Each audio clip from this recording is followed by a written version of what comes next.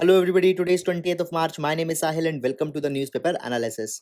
Guys, in today's GS folder, we'll take a quote from Friedrich Hayek, who has been the winner of the Nobel Prize and one of the most prominent economists. He says, the idea of social justice is that the state should treat different people unequally in order to make them equal. So, guys, in order to provide a level playing field, the affirmative action differential treatments are the very nature of the social justice. This idea has been provided into this particular quote, and we can utilize it directly into the GS paper number 2 into the welfare mechanisms, social justice, etc. So that is all about today's GS folder, and now let's take the newspaper analysis in detail. Now, guys, taking up the first article, this article has been taken from the Hindu newspaper and it talks about the recent amendment that has been passed into the Mines and Mineral Development and Regulation Act into the Lok Sabha.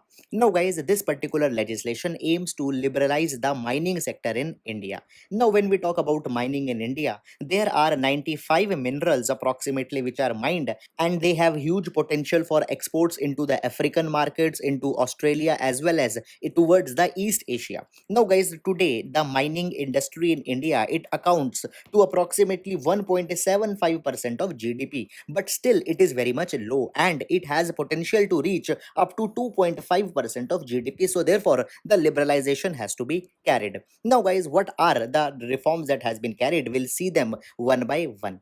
Now, first of all, guys, when we talk about mining, see, there could be two major types of mine. One is the captive mine and other is the non-captive mine. Now, the captive mine is one where the minerals can be utilized for one particular end use only. Let's suppose that there is a thermal power plant. Now, into this thermal power plant, there is the consumption of the coal. It is a coal-fired plant, and now this power plant will also be having an attached coal mine. Whatever coal is coming into that from that particular mine can be used into this thermal power plant only. So this particular mine is a captive mine. So, guys, the mines are allocated to the steel plants and all such kind of things for their energy needs, for their mineral needs. Then there are the non-captive mines, which are the open-ended mines. Wherever you want to use that mineral, you can use it. Now, guys, there are large number of restriction in using the minerals from the captive mines for other purposes. Now, this particular restriction has been removed here. It is being eased out. Here it has been provided that no mine will be reserved for a particular end use. It means that the captive and non-captive distinction will be reduced. After that, it has been provided that the captive mines, they can sell up to 50% of their N1 minerals into the open market after meeting their own need, and this 50% limit can further be enhanced by the central government through the notification. However, when the minerals will be sold into the open market, additional charges are to be provided to the government. Then, guys, further it has been provided that now when we talk about the auctioning of the mines or the minerals, the sole prerogative right now is into the hand of the state government. But if the state government is failing to auction the mine, then the central government can also carry the auction of a mine. Further, it has been provided that the mines whose license has been expired, those particular mines can be allocated to a government company into certain of the cases. And then, guys, after this, there is also some other provisions. For example, there will be the National Mineral Exploration Trust, NMET, which will see the functioning of the entire mining sector, and it will be created as an autonomous body. Moreover, for the payments and all such kind of things, there will also be an index based mechanism that will be developed. It will be called as National Mineral Index. Now, it will basically describe the pricing and all such kind of things. Now, it has been said that by all these reforms, there will be a potential to generate more than 55 direct and indirect jobs, and it will go in sync with the Atmanirbhar Bharat Abhiyan of India. Now, guys, there have been certain apprehensions also onto this particular thing. So the criticism number one that comes is that first of all, it has been seen that into the last few years, many a times the MMDR Act has been amended. So the objections have been raised whether the government is acting in sync with some of the capitalist interest. Then, guys, the second thing, it has been said that many a times it has been seen that into the critical mining areas, the tribal people are also living. So by these kind of new reforms, whether there will be impact onto the tribals or not, such kind of thing has not been evaluated, and many of the tribal NGOs, tribal groups have also not been given a space into the deliberation for such kind of changes. So these are some of the reforms into this particular direction. I hope that you have understood it, and now we'll move to the next article. Now, guys, this article has been taken from the Hindu newspaper and it talks about many of the resolutions that are being passed into the state assemblies against the central legislation. And the case in point here is the Citizenship Amendment Act. So, we have seen that recently the Kerala has passed a resolution into their assembly that they will not support the Citizenship Amendment Act because it is violative of the basic constitutional ideas and all such kind of things. Now, guys, a petition has been filed into the Supreme Court that the state governments they don't have any power onto the matters of the subjects that are there into the union list. So how they are passing the resolution, it has been said that such resolution are unconstitutional and they should not be allowed. Now, guys, onto that particular thing, the Chief Justice of India had provided that when the state governments are passing the resolution, they are just their opinions, they are just venting their anguish against such kind of legislation, and it does not have any force of the law. So therefore, expressing an opinion cannot be punished and they are free to pass such kind of resolution. Now, guys, the petition was filed by a Rajasthan based NGO, that is the Samta Andolan Samiti. They had specifically talked that the state assemblies of Rajasthan, Kerala, Punjab and West Bengal, they have no business in passing resolution against the central laws because that comes under the union list of the 7th schedule. So basically it was said that these assemblies are breaching their mandate, but the CGI has equated it just as the expression of their opinion, which cannot be punished. At the end of the day, it is also again into the mandate of the central government that after seeing the resolutions into the opposition, whether the central government actually wants to take any step such as abolishing such kind of legislation or not. So, guys, that is all about this particular article. I hope that you have understood it, and now we'll move to the next article. Now, guys, this article has been taken from the Hindu newspaper, and here we will just see a case study that how many a times the government, into the name of populism, creates the hindrance into the effective delivery of the government schemes as well as of public goods. Now, guys, here we will be seeing a case study that you all might be knowing. There is the National Food Security Act, which provides the right to food to the people. Now, it pertains to the application of the NFSA only. Now, guys, first of all, let's see some of the basic information here. Now, under NFSA, the households are divided in two categories, that is the priority households and the Antyodaya Yojana households. Now, the priority households, they are given 5 kg of food grains per person at the subsidized rate of 3 rupees for the rice, 2 rupees for the wheat, and 1 rupee for the coarse grains. Whereas the Antyodaya Yojana households, they are the poorest of the poor and they are given the 35 kg of a food grains per household. Here, individual entitlements are not there, family entitlements are there. Now, guys, the NFSA, it aims to cover 81 crore population of India, which translates to nearly 67% population of India. Now, guys, what has happened into the Delhi? The state government has said that they will be topping up this particular scheme. Now, into the topping up of the scheme, the government has provided that they will convert the wheat into the flour so that directly it could be used by the people. Further, the rice will be packaged and additional the sugar will also be added, and then all this particular kit will be directly delivered to the citizens so that they don't need to stand in a queue outside the shop. Now, this particular thing will be helping on many of the fronts. First of all, it will help to maintain the social distancing because right now we are into the midst of the pandemic, and as there are so much of crowding outside the PDS shops, so all such kind of things will be removed because food will directly be transferred to their houses. Then, guys, many a times it has been seen that the PDS shops, though they have to open all 7 days a week, but they just open on 2 and 3 days, and therefore due to non-operationality, many of the times poor people are not able to get their food entitlements. Then, say, thirdly, it has been seen that many a times to actually get the food, people need to stand in queue, which wastes their man hours, and many a times the entire day's wages are lost. And finally, by giving the home delivery, the ease of living will also be ensured. Now, guys, this particular initiative has been stopped, has been vetoed by the food ministry at the union. It has been said that this particular thing cannot be allowed. Why? Because the nomenclature of the scheme is being changed. Now the scheme has been titled as the Mukhya Mantri Ghar Ghar Ration Yojana, and this will not be helping the people to distinguish that whether they are getting the food under this particular scheme or under the National Food Security Act, and it will create many many a kind of a complications. So therefore such kind of thing has been vetoed. But guys, there are some other opinions also which are coming. It has been said that it is nothing but a kind of a populistic tendency, because people will not be getting that which government is giving them the benefit. But guys, at the end of the day, the poor people will be suffering on all of these fronts. So it is a kind of a thing that the governments should resolve their differences, and at the end of the day, effective delivery of government goods and services to the citizen needs to be the most important priority. So that is all about this particular article, and now we'll move to the next article.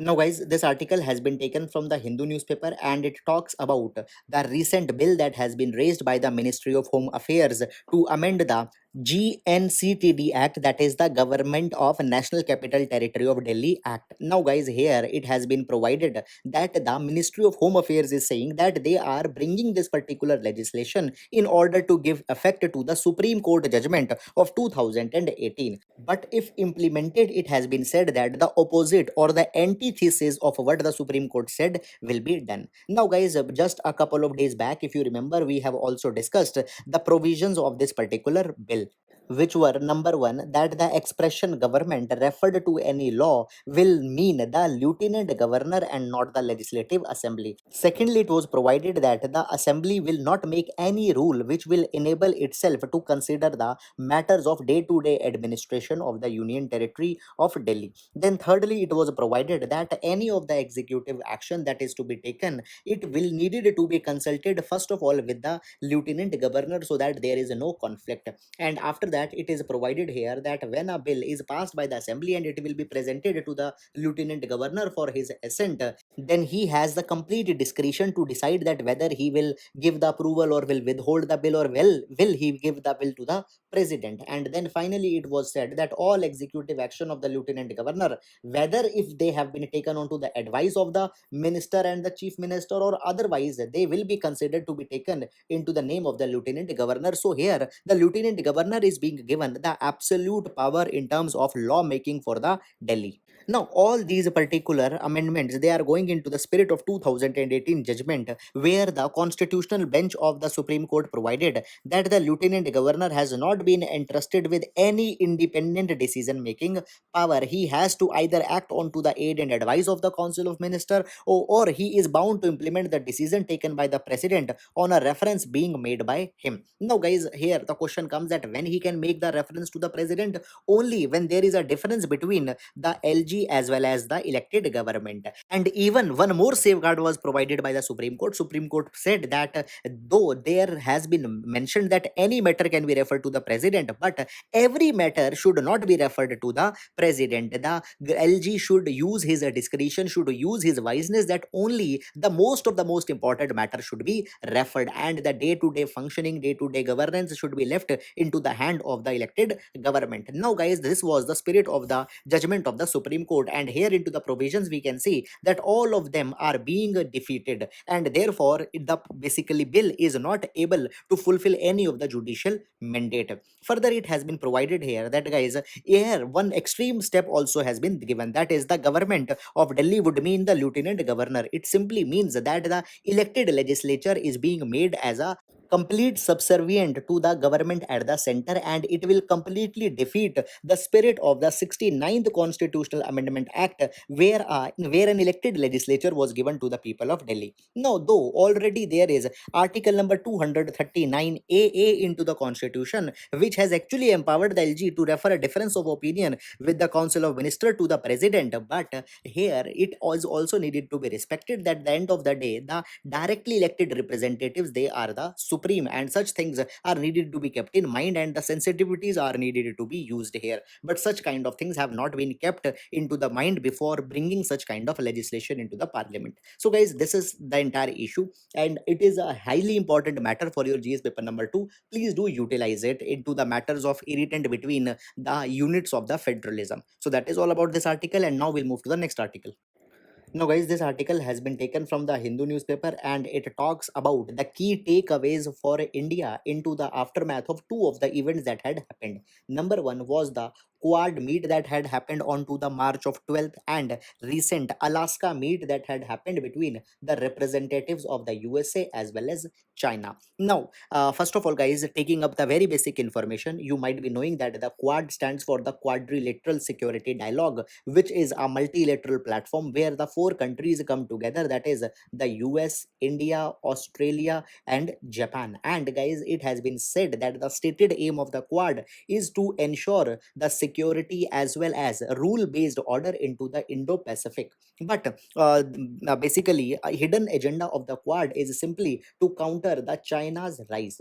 Moreover, guys, when the Alaska meet between the US and the China happened just 2 days back, there were some ugly scenes also where the direct confrontation between the USA and the China had. Now, the key takeaways after all this particular thing for particularly India are very much clear, and all of them should be kept into the mind. First of all, guys, now after the Quad meet and particularly after the Alaska meet, there are some very clear messages that USA had tried to give. First of all, let's see some of these messages. Number one message is that America is back in terms of desire to play a lead role into other regions, and the region here is the Asia region. After that, it has been provided here that as into the Alaska there were the confrontation with the China, the Quad is oriented against the China. It has been seen, realized that the China is a primary challenger to the American leadership. Further, it has been provided that the Quad partnership is ready to give the counter challenge to the China and its ambitions.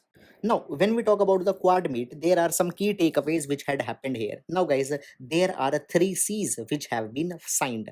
Number one is that the working group onto the prevention and mitigation of the COVID is to be prepared here. Second is the working group onto the climate change is to be established, and third is the working group onto the sharing of the critical technology amongst the countries is to be created. Now, there is one fourth C also which is there, that is countering the China. So, guys, actually there are the four C's into the Quad. Now, on to all these four C's, India need to adopt a kind of a cautious approach. First of all, when we talk about the COVID, then guys, India right now is taking up the vaccination for its own population, as well as the vaccine diplomacy is also being taken up by the India. But it is actually a very challenging task for the India to procure the API, that is the active pharmaceutical ingredient, to make the vaccine in such large number. After that, the logistic capabilities are needed, financing are needed, and all such kind of things are needed for India. Now, all of them expect that India should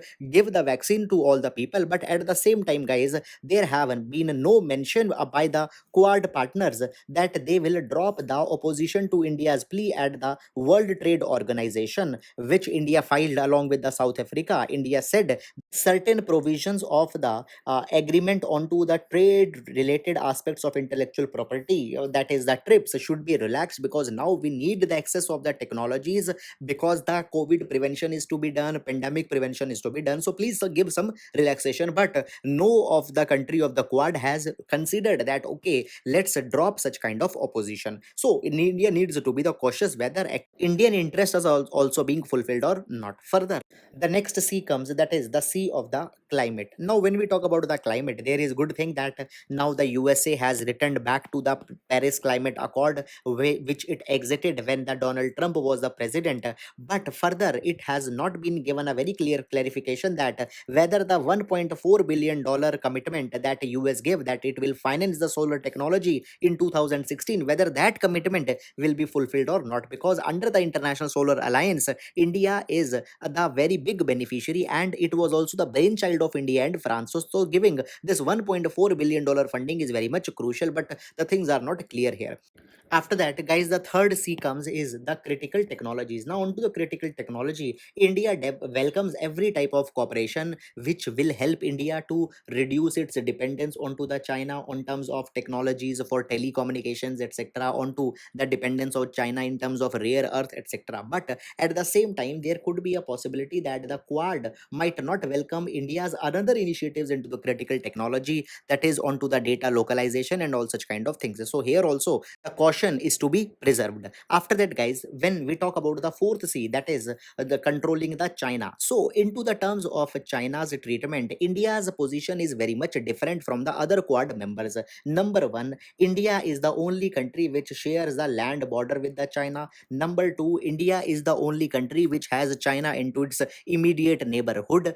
Thirdly, that India is also the one which had seen the confrontation with the China onto the LAC, and now the normalization is coming because the disengagement is carried. So, guys, any kind of treatment to the China will have huge implication to the India. So, therefore, guys, India need not to treat China as an outright adversary. Even into the past, whenever any statements against the China was asked from India, India had hesitated into that particular thing and had said that the deal between the India and China is purely a bilateral relation. Moreover, one particular thing has been provided very clearly by the government, that India is engaging in large number of multilateral platforms. For example, it is Quad, then there is the SCO, after that there is BRICS, then there is a SARC, BIMSTEC, etc. And the purpose of all these particular multilateral treatment is to broaden the space for Indian diplomacy. We want to assert our strategic autonomy, and we don't need to narrow down our bilateral choices. We want to enhance the choices. So therefore, the terms such as the diamond democracies, etc., and the opposition which is being given outrightly to the China is also not entirely good for the India. India again here also needs to adopt a caution. So, guys, a large number of cautious approaches into the context of India are needed into the times to come. So that is all about this particular article, guys. I hope that you have understood it. It is actually a very good article into the context of GS paper number 2, neighborhood relations. So that is all, and now we'll move to the next article. Guys, this article has been taken from the Hindu newspaper, and it talks about the new IT rules 2021 that has been announced recently by the government under the IT Act of 2000.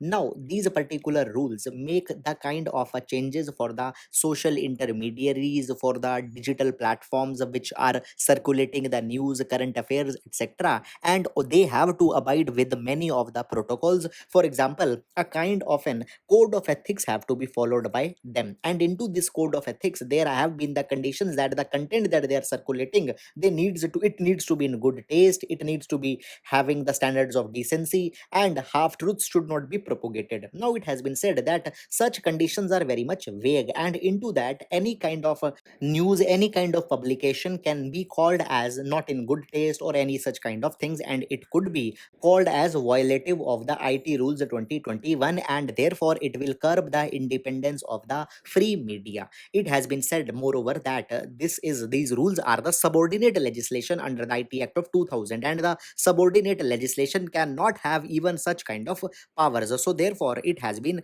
challenged, and into the Delhi High Court the petition has been filed, and now the Delhi High Court has asked the sender to respond on to this particular petition, that how they will make sure that it will not be abused to silence the critical media. So guys, that is all about this particular article, and now we'll move to the next article.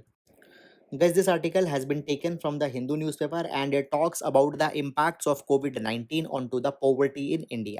So basically, we need to just see overview of the findings here. First of all, the study is called as the Pew Research Study, and it had taken up the data from the World Bank projections onto the economic growth that are going to come. Now, according to the Pew Research, it has been said that there is a substantial decline into the middle class in India, and in India, middle class has been shrunk by 30%. However, into the China, there is no such big impact, where the middle class has just been shrunk by 2%. Moreover, onto the terms of absolute poverty also there is substantial impact. It has been said that the number of poor people in India will increase. Now, the people who are earning less than $2 a day, their number will increase by 7.5 crore because of the COVID-19 pandemic.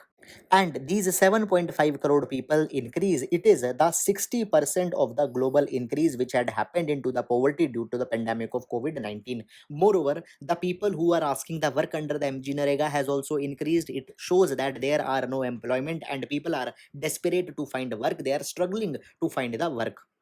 and even the middle income group has likely been decreased from almost 10 crore to just 6.6 crores. And at the same time, the richer population who are earning more than 1500 a day also had fell to almost 30%. And at the same time, guys, we also know that the ultra rich, their wealth has been substantially increased. So this is the impact of the pandemic of COVID-19. It will bring the inequalities onto the social front, onto the economic front, and immediately government needs to take the effects onto the front of providing the fiscal stimulus, creating the employment opportunities, etc. So guys, that is all about this particular article. Please utilize this information into GS paper number 3 as well as GS paper number 2 related answers. So that is all about this article. I hope that you have understood it. And guys, with this, we come to a culmination for today's newspaper analysis. I hope that in today's newspaper analysis, you have understood all the articles and this initiative is proving to be fruitful to you. Guys, if you like our initiative, please support it. Please spread the initiative to your friends. Thank you so much.